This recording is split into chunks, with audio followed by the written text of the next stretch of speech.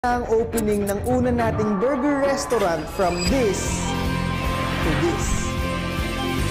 At sa wakas, ipapakita na namin sa inyong lahat ang pinagawa nating burger shop para sa inyo. Actually, nagsimula lang naman yan dahil sa simpleng post na kapag nanalo ako sa TikTok Award, magpapaburger kami sa buong Pilipinas. At eto na siya.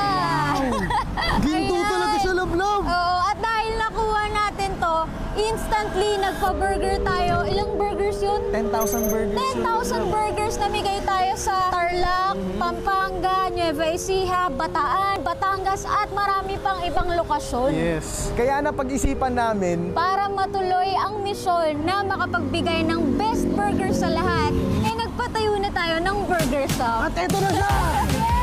Oh my goodness, Lovey! Buhay na siya! Let's go, Lovey!